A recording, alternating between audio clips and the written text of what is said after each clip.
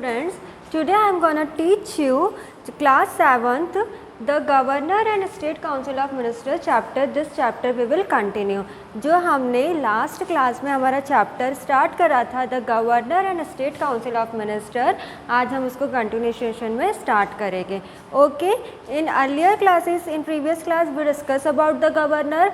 हमने पिछली क्लास में गवर्नर के बारे में डिस्कस करा था कि स्टेट का हेड कौन होता है, गवर्नर होता है, उसको किस तरह से अपॉइंटमेंट मिलता है, what are the functions and power of governor. This we already discuss in our previous class. Today we will discuss our new topic of this chapter that is the state cabinet. ठीक है, आज जो हम topic discuss करेंगे इस chapter में वो है हमारा state cabinet.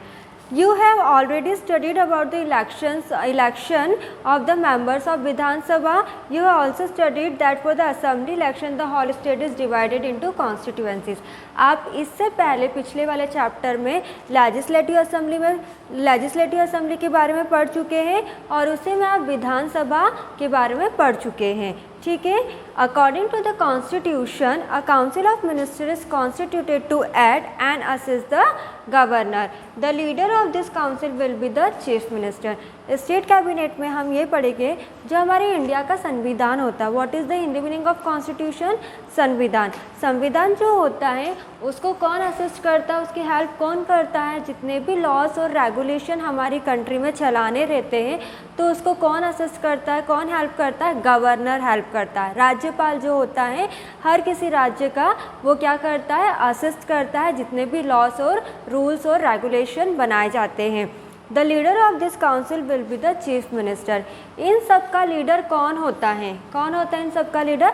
Chief minister. Chief minister इन सब का लीडर होता है. It is given in our constitution that the leader of the majority party in the state assembly is appointed the chief minister.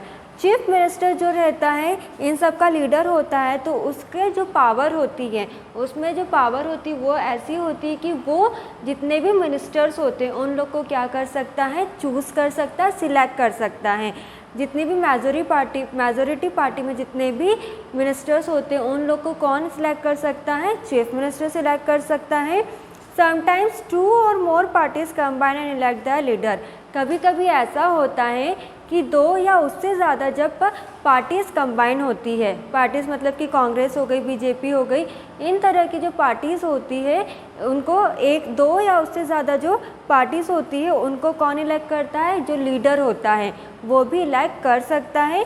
But they have to prove their majority in the house. पर उनको क्या करना पड़ता है? जितनी भी majority होती, majority मतलब कि जैसे कि फॉर एग्ज़ाम्पल आपके क्लास में कोई कंपटीशन होने वाला है, फॉर एग्जांपल ड्राइंग कंपटीशन होने वाला आपकी क्लास में, उसमें से मैंने आपसे पूछा कि who is interested to participate in drawing competition. कितने बच्चे हैं जो कि ड्राइंग कंपटीशन में पार्टिसिपेट करने के लिए इंटरेस्टेड है? तो 5 बच्चों ने अपना हाथ उठाया कि हम लोग इंटरेस्टेड है और 2 बच्चों ने हाथ उठाया कि हम लोग इंटरेस्टेड नहीं है. तो मेजोरिटी किसकी? 5 बच्चों की. मतलब ज़्यादा बच्चे किस में इंटरेस्टेड है? जो 5 बच्चे वो इंटरेस्टेड है कि हम ड्राइंग कंपटीशन में पार्टिसिपेट करेंगे. तो इसके कहने का मतलब ये है जो चीफ में but they have to prove the majority in the house. जो दूसरे लीडर्स होते हैं उन लोग को प्रूव करना पड़ता है कि हमारी पार्टी में कितने लोग हैं. ठीक है, चीफ मिनिस्टर जब सिलेक्ट करता है, चूज़ करता है मिनिस्टर्स को, तो chief minister don't have to prove the majority party in the house. The chief minister is appointed by the governor. On the advice of chief minister he appoints the other ministers. As in previous class we discuss already कि governor के द्वारा भी क्या चीज़ select किया जाता है? Chief minister select किया जाता है. गवर्नर के द्वारा ही चीफ मिनिस्टर का अपॉइंट किया जाता है. चीफ मिनिस्टर की एडवाइस से ही, चीफ मिनिस्टर की सलाह से ही अपॉइंट्स द अदर मिनिस्टर. जो दूसरे लीडर्स होते हैं जिन लोग को अपनी पार्टी में मिनिस्टर्स का अपॉइंटमेंट देना रहता है वो चीफ मिनिस्टर की एडवाइस के थ्रू ही अपनी पार्टी में उन लोग को सिलेक्शन दे सकते हैं. ठीक है, the governor allocates the portfolios to the ministers on the advice of chief minister. Now the 4 ranks of the council of chief ministers are. जो chief as we are study the state cabinet, हम state cabinet की बात कर रहे हैं, उसमें हमने क्या देखा, काउंसिल ऑफ मिनिस्टर्स देखे। काउंसिल ऑफ मिनिस्टर्स को भी हमने डिवाइड करा है उनकी रैंक्स के अकॉर्डिंग, ठीक है, पोजीशन के अकॉर्डिंग हमने उनको डिवाइड करा है। ऐसी 4 रैंक्स होती है। How many ranks are there in council ministers? There are 4 ranks in council minister. First position जो रहती है, फर्स्ट रैंक किसकी होती है? कैबिनेट मिनिस्टर की होती है।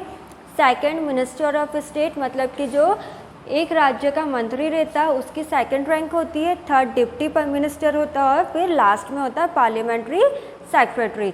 तो 4 रैंक्स, कितनी रैंक्स होती काउंसिल मिनिस्टर में? There are 4 ranks in council ministers, जिसमें कि फर्स्ट कौन होता है? कैबिनेट मिनिस्टर होता है, सेकंड मिनिस्टर ऑफ स्टेट होता है, थर्ड डिप्टी मिनिस्टर होता है and last one is parliamentary secretary. To be a member of the council of ministers a person must be a member of state assembly. अब ध्यान से सुनिए, अगर आपको काउंसिल ऑफ मिनिस्टर्स का सदस्य बनना है तो आपको उससे पहले स्टेट असेंबली का मेंबर होना पड़ता है। आप डायरेक्टली काउंसिल ऑफ मिनिस्टर के मेंबर नहीं बन सकते हैं। जैसे कि जो गवर्नर रहता है, गवर्नर में भी हमने देखा कि जो गवर्नर रहता है वो भी डायरेक्टली राज्यपाल नहीं बन सकता, उसको भी पहले किसका मेंबर होना पड़ता है? पार्लियामेंट्री का या फिर स्टेट असेंबली का। उसी तरह से if a person want to be a member of council of ministers, so person must be a member of state assembly, ठीक है। If he is not a member at the time of appointment, then he should become a member of either of House of the State Assembly with a period of 6 months.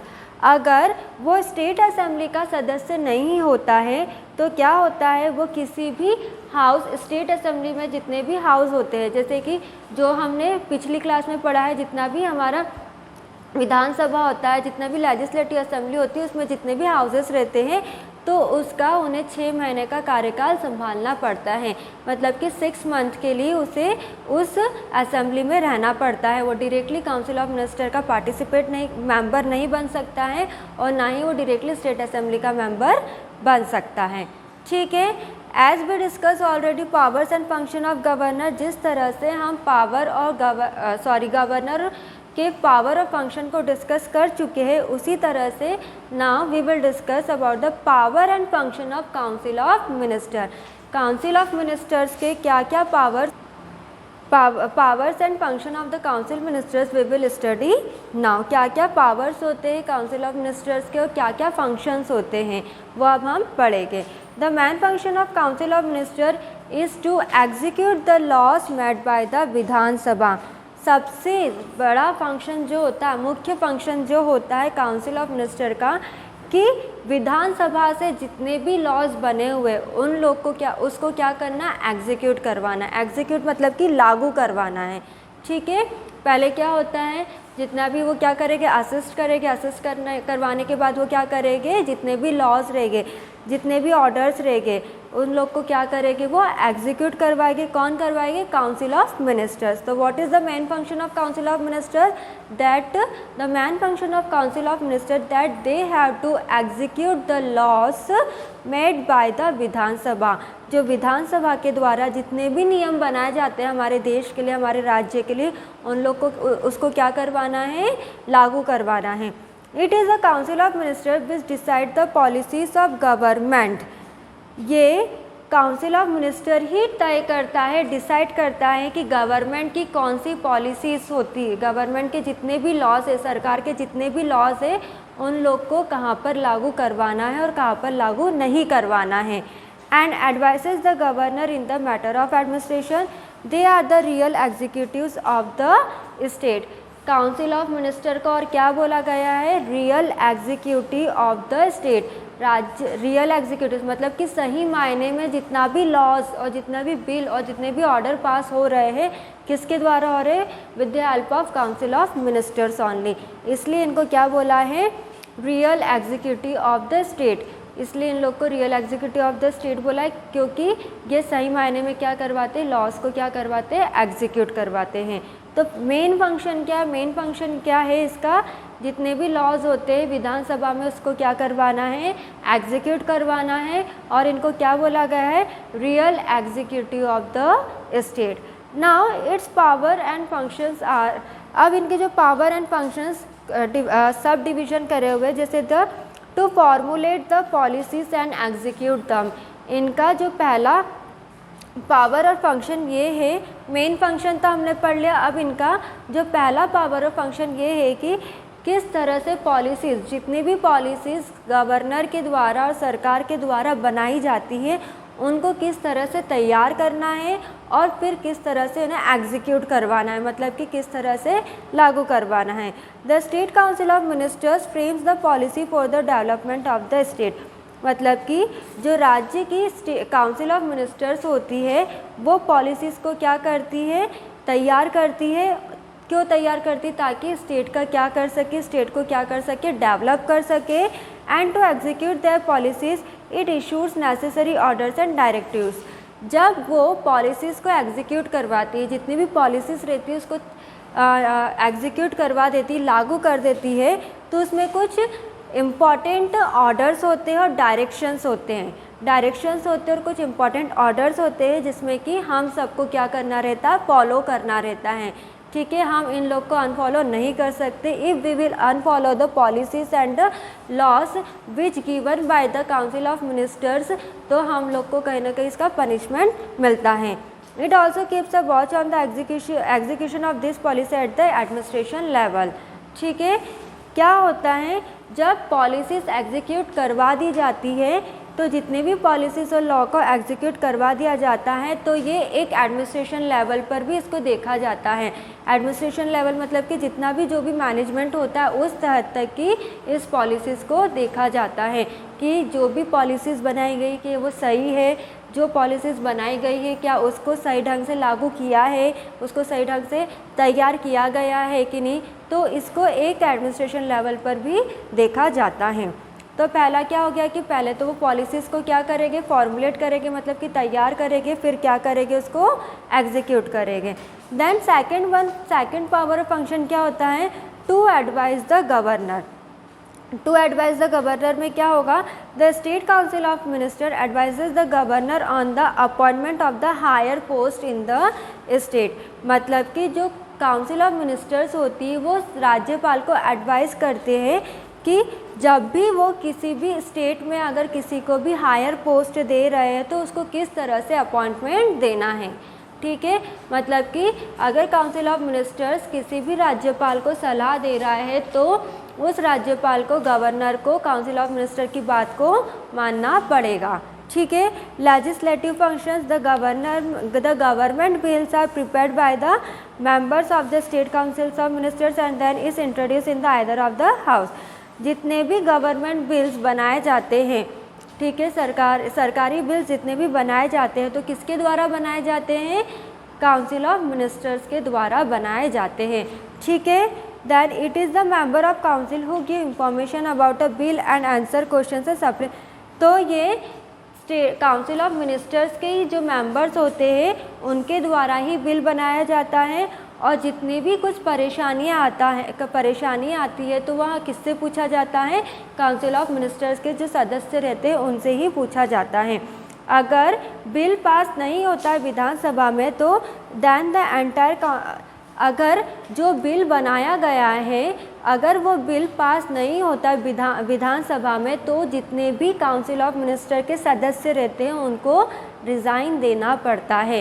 ये एक विधानसभा की policy है कि if any bill is not passed by the Vidhan Sabha तो full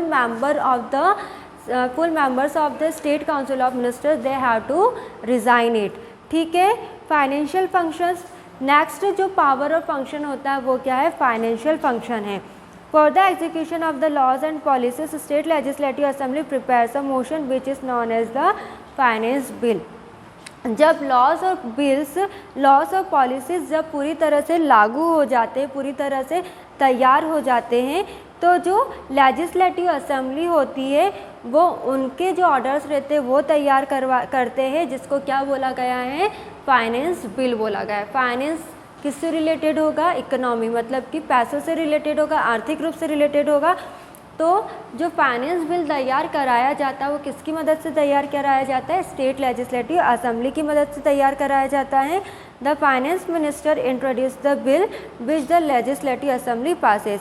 और जो finance minister होता है वो बिल को क्या करता है, इंट्रोड्यूस करता है, बताता है, और जब इंट्रोड्यूस हो जाता है तो बिल कौन पास करता है, फाइनेंस बिल जो रहता है वो कौन पास करता है, लेजिस्लेटिव असेंबली पास करता है। ठीक है, तो power of functions, the main function of the state council of minister क्या है कि जितने भी लॉज बनाए जाते हैं वो किसके द्वारा, is to execute the laws and made by the Vidhansabha. Laws जो रहते हैं वो एग्जीक्यूट कराए जाते हैं स्टेट काउंसिल ऑफ मिनिस्टर के, पर किसके द्वारा बनाए जाते हैं, विधानसभा के द्वारा बनाए जाते हैं। फिर इनके जो 4 सब डिविजन्स देखे हमने पावर ऑफ फंक्शन के, पहला हमने देखा कि वो पॉलिसीज़ को क्या करेंगे, फॉर्मुलेट करेंगे, देन एग्जीक्यूट करेंगे। सेकंड हमने देखा कि जो गवर्नर रहेगी वह एडवाइस करेगी, किसको करेगी एडवाइस, जितने भी लेजिस्लेटिव, जितने भी काउंसिल ऑफ मिनिस्टर्स रहते हैं वो गवर्नर को क्या करेगी, एडवाइस करेगी। थर्ड लेजिस्लेटिव फंक्शन में क्या होता है, जितने भी बिल्स प्रिपेयर किए जाते हैं state of council of ministers के द्वारा वो कहाँ पर जाएंगे, विधानसभा में जाएंगे। लास्ट है फाइनेंशियल फंक्शंस में क्या देता है, जितने भी बिल पास होते हैं फिनेंशियली बिल जो रहते हैं वो कौन बनाता है, लेजिस्लेटिव असेंबली के द्वारा बनाया जाता है।